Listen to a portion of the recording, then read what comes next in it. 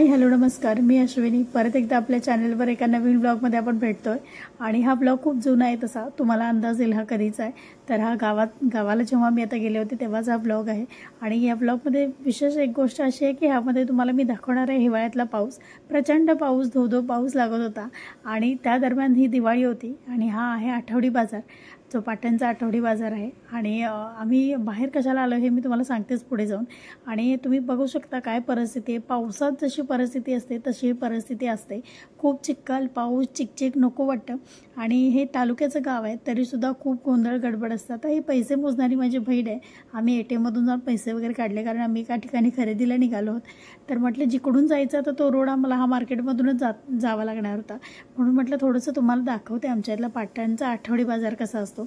आता झालंय असं की गाड्या नाही आहेत, म्हणजे पाऊस बघू शकता काय प्रकारे पाऊस पडतोय। अक्षरशः जून जुलै महिन्यात आपण जसं फील करतो ना तसा आणि तेवढा तीव्रतेचा हा पाऊस होता। आणि STला थांबण्यात इतका वेळ नव्हता, कारण मी सार्थकला घरी ठेवून मग आम्ही शॉपिंगला जाणार होतो दोघीच।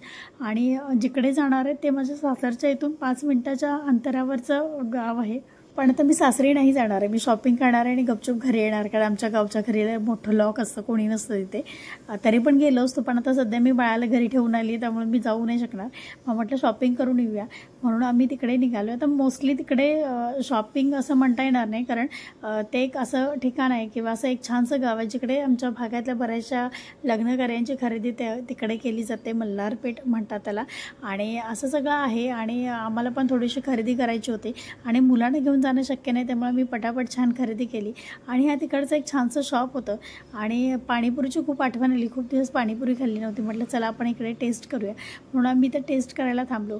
पण आणखीन असं वाटत होतं की माझ्या सासरचं कोणी भेटलं तर म्हणतील काय इकडे येऊन इकडे घरी गेली नाहीस किंवा गावाला आली नाहीस, पण आता काहीच करणार, मी एकटी जाणं शक्य नव्हतं।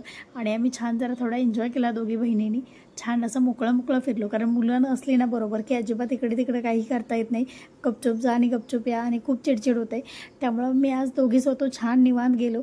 आता येताना मी तुम्हाला दाखवते, जेवढ्या स्लो स्पीडनं आम्ही गेलो होतो त्याच्या डबल स्पीडनं आम्ही परत घरी यायला निघालो, कारण मुलांना घरी ठेवलेलं तसं काही दंगा करत नव्हतं, ते फोन तसा आलेला नाही आहे अजूनपर्यंत, त्यामुळं असं काही टेन्शन नव्हतं।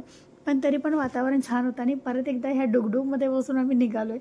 खूप वर्षानंतर असा प्रवास करायचा खरं तर योग आला आहे। आणि तुम्हाला मी दाखवते, हे निसर्ग संपन्न असं आमचं गाव आहे, म्हणजे निसर्गानं असं मुक्त हस्ते दान केलेलं आमचं असं निसर्गात वसलेलं हे गाव आहे आणि खूप सुंदर वाटतं। त्यामुळेच ओढ आहे गावाला यायची, गावाला राहायची।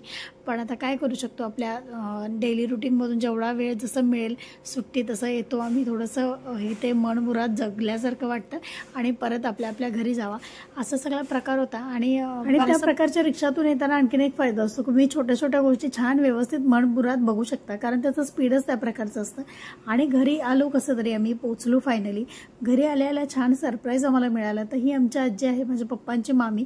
ही माया आहे ना, ही ह्या पिढीतच आहे, पुढच्या पिढीपर्यंत येणारच नाही, ते आपल्याकडे तेवढे पेशन्सच नाही आहेत किंवा आपुलकी नाही, असं स्पष्टच माझं मत आहे। कारण ही जी पिढी आहे ना ऑसम आहे, म्हणजे इतकं प्रेम।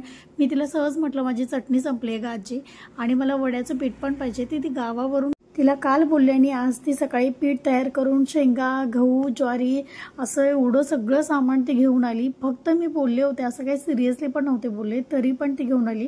आता ह्याला काहीतरी नशीब असतं म्हणून आपल्याला हे प्रेम मिळतं। तर हा असा होता आजचा व्लॉग। तुम्हाला ह्याविषयी काय वाटतं मला नक्की सांगा, तुमच्याकडे कोणी अजून आहे का असं इतकं प्रेमळ लोक, आणि मला कमेंटमध्ये सांगायला विसरू नका।